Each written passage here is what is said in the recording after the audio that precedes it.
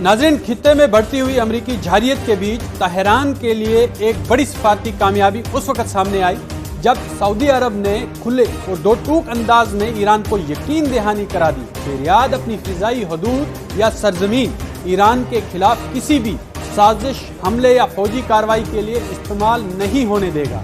ये पैगाम सिर्फ एक सफारती जुमला नहीं बल्कि वाशिंगटन के लिए एक वाज़ेह स्ट्रेटेजिक इंतबाह है।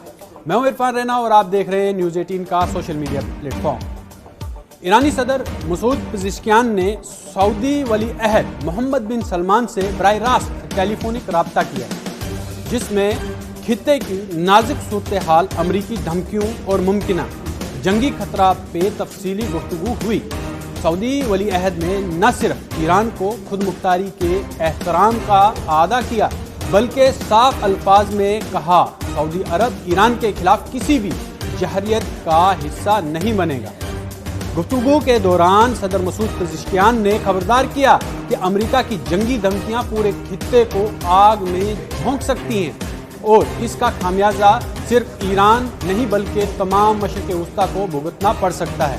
उन्होंने वाज़ह किया कि तेहरान बैनुल-अक़वामी कानून के दायरे में रहते हुए हर उस कोशिश का खैर मकदम करता है जो जंग को रोकने, मगर धौंस, दबाव और अस्करी ब्लैकमेलिंग को ईरान कभी कबूल नहीं करेगा। मोहम्मद बिन सलमान ने इस मौके पर इलाकाई सलामती के लिए ईरान के साथ ताउन की आमादगी जाहिर की और जोर दिया कि तमाम तनाज़ात का हल सिर्फ और सिर्फ बातचीत में ही है, जंग में नहीं। रियाद की ये पोजीशन इस बात का सबूत है कि खित्ते का अहम जितने भी ममालिक हैं अब अमरीकी जंगी एजेंडे से फैसला और फासला इख्तियार करते जा रहे हैं। दूसरी जानब अमरीकी सदर डोनाल्ड ट्रंप हस्ब मामूल इश्तियाल अंगेजी पर उतर आए। आयोवा में एक जलसे से खिताब करते हुए उन्होंने ऐलान किया कि एक शानदार अमरीकी बेड़ा यानी कि बहरी बेड़ा ईरान की जानिब बढ़ रहा है। साथ ही ये उम्मीद भी जाहिर की कि ईरान अमेरिका के साथ मुआहदा करेगा। ट्रंप ने एक बार फिर पुराना दाव दोहराया कि ईरान एटमी हथियार बनाने से सिर्फ एक माह दूर था और गुज़श्ता साल जून में इसका एटमी प्रोग्राम तबाह कर दिया गया। ये वही दावे हैं जिन्हें ईरान पहले ही मज़ाक़खेज़ और बेबुनियाद करार दे चुका है। गैर मुल्की मीडिया के मुताबिक अमेरिका का जौहरी ताकत से चलने वाला तैयार बरदार बहरी जहाज़ जो है USS अब्राहम लिंकन ओमान के करीब पहुंच चुका है, जिसमें 6000 फौजी और 70 लड़ाका तैयारों की गुंजाइश है।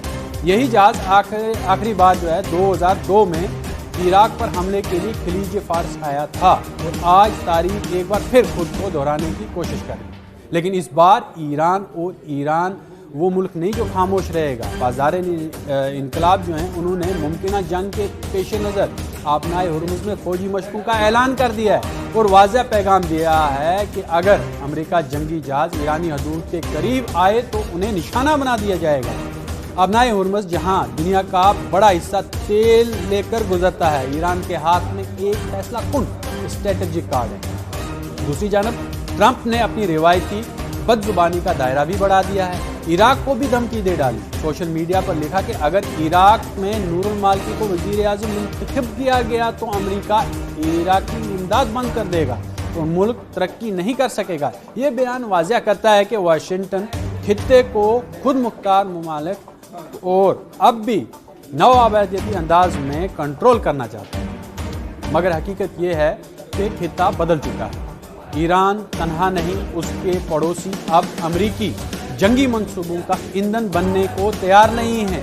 सऊदी अरब को यकीन दहानी हो या ईरान की अस्करी तैयारी, पैगाम एक ही।